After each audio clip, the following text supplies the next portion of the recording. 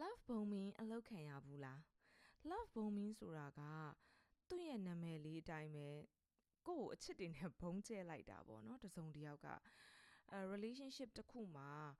အချိန်တိုလေးအတွင်းမှာမြ мян ဆန်ဆန်လေးပဲလူတစ်ယောက်နဲ့တစ်ခါနှစ်ခါပဲဒိတ်ရသေးတယ်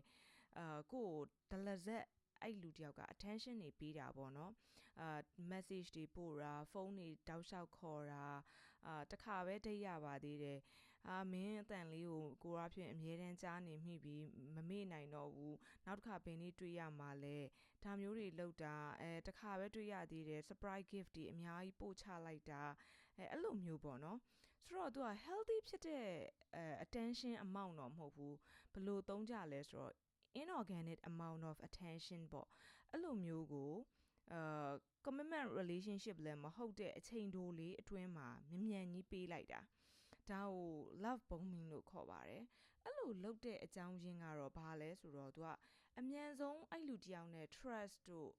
အဲ့လူစီကယုံကြည်မှုရကျင်တာအဲ့လို attachment တွေရကျင်တာပြီးတော့သူ့ဘောသက်စာရှိမှုတွေကိုအမြန်ဆုံးယူခြင်းလို့ပေါ့နော်အဲ့တော့အကျိုးဆက်ကဘာလဲဆိုတော့သူ control လုပ်ချင်လို့ပေါ့ဒါကတကယ်ကို emotional manipulation tactic ပေါ့နော်ကိုယ်ထိန်းချုပ်ဖို့အတွက်သုံးတဲ့ tactic တစ်ခုဖြစ်ပါတယ်အဲ့ဒါကြောင့်မလို့လူတစ်ယောက်နဲ့ first date second date လောက်ပြီးတာနဲ့တင်ဒါမျိုးပုံမှန်မဟုတ်တဲ့အလင်းအမြန်ညှိတွယ်မှုကြီးကိုရပြီဆိုလို့ရှင်တော့အဲ့ဒါ red flag လို့သိထားစေချင်ပါတယ်အဲ့တော့သူ့ရဲ့နမူနာတွေပြောရမယ်ဆိုလို့ရှင်တော့တွေ့တာမှတစ်ပတ်လောက်ပဲရှိသေးတယ်မင်းမရှိရင်မဖြစ်ဘူးလို့အဲ့လိုတောက်လျှောက်အချိန်ပြည့် तू ဘာလုပ်နေပြီလဲ तू ဘာလုပ်နေတယ်ဆိုတာတွေကိုလည်းတောက်လျှောက် report လုပ်တယ်ပေါ့လေပြီးရင်ဖုန်းတွေတောက်လျှောက်ခေါ်တယ်ပြီးတော့တွေ့တာမှဘယ်လောက်မှမရှိသေးဘူးတစ်လလောက်ပဲရှိသေးတယ် future plan တွေကိုပြောပြတယ်ပေါ့နော်ကိုတို့လက်ထပ်ပြီးသွားရင်ဘယ်မှာနေရအောင်လို့ဘာလို့ပေါ့အဲ့လိုမျိုးပေါ့ပြီးတော့ gift တွေတို့ surprise gift တွေပေးတယ်အဲ့လိုမျိုးခြားတယောက်နဲ့တွေ့တယ်ဆိုလို့ရှိရင်လည်းသူ့ကို attention ပေးအောင်မျိုးတောက်လျှောက်ဖုန်းနေဆက်နေတယ်အဲ့လိုမျိုးဆိုလို့ရှိရင်ဒါတိလိုက်ပါတော့ပေါ့နော်တချို့ကကြတော့လေအဲ့လိုမျိုးဆိုလို့ရှိရင်အရင်မျောသွားတယ်သိရမလားတစုံတယောက်ကကိုယ်အဲ့လိုမျိုးဂယုစိုက်မှုကြီးကိုဒလဇက်ပေးတာကိုမခံဘူးသဘောကျရဆိုလို့ရှိရင်တော့ဒါကြီးอ่ะပေါ့ရမ်းမိုက်တယ်ပေါ့နော်ဝါပေါ့ငါခုမှ right person တွေ့ပြီးထင်တယ်တို့ဘာလို့တွေ့သွားတတ်တယ်အဲ့ဒါတွေကလည်းလေနောက်ကြောင်းပြန်စ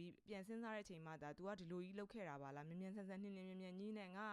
ရဲ့ယုံကြည်မှုကိုယူခဲ့တာပါလားလို့သိရတာတကယ်ကြုံတွေ့နေရတော့မှာတော့တတိထားမိဖို့ခဲရင်ပါတယ်ဘာလို့လဲဆိုတော့तू ကအဲ့လိုမျိုးကွာဟိုအချစ်ခံရတယ်ဆိုပြီးရင်မူးตาရနေရပေါ့နော်သူကိုသူအရန်ကို feeling special လို့ခံစားရတယ်ရန်သူ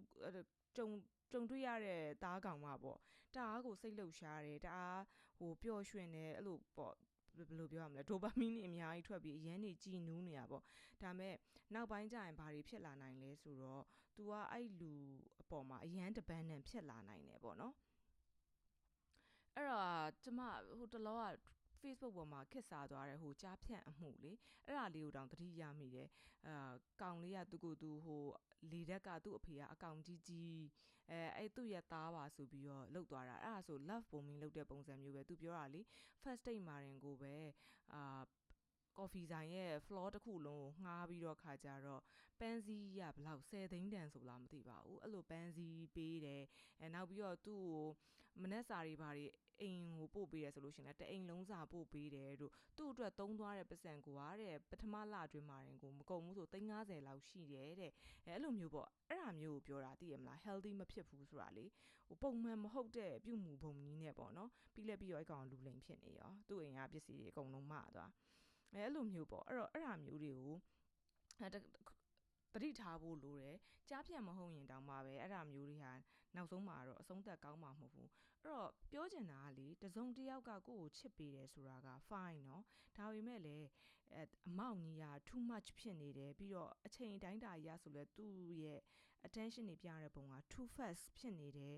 too intense ဖြစ်နေတယ်ဆိုလို့ရှင်เนาะအဲ့ဒါကအချစ်မဟုတ်ပါဘူးအဲ့ဒါက manipulation ပါအဲ့တော့အဲ့လိုမျိုးတွေကိုက psychological pattern တွေသူတို့လောက်တတ်တဲ့ပုံစံတွေကိုသိထားရဲဆိုလို့ရှိရင်ကိုနဲ့သက်ဆိုင်တဲ့ relationship တွေမှာ healthier choice ကိုလုပ်နိုင်တယ်ပေါ့နော်အဲ့တော့ဘယ်လိုလဲဆိုတော့ personal boundary လေးတွေသတ်မှတ်တာသူ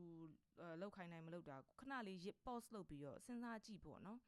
အဲ့တော့ ဒီ video လေးကိုနားထောင်ပြတဲ့သူတွေထဲမှာလည်းဒါမျိုးကြုံဘူးတဲ့သူတွေရှိရင်ကိုယ့်ရဲ့အတွေ့အကြုံလေးတွေကို comment မှာရေးခဲ့ပေးပါအောင်ဒါကတော့ဒီနေ့ thought of the day ကနေ share ခြင်းတဲ့ message လေးဖြစ်ပါတယ်အားလုံးကောင်းသောနေ့လေးဖြစ်ပါစေရှင်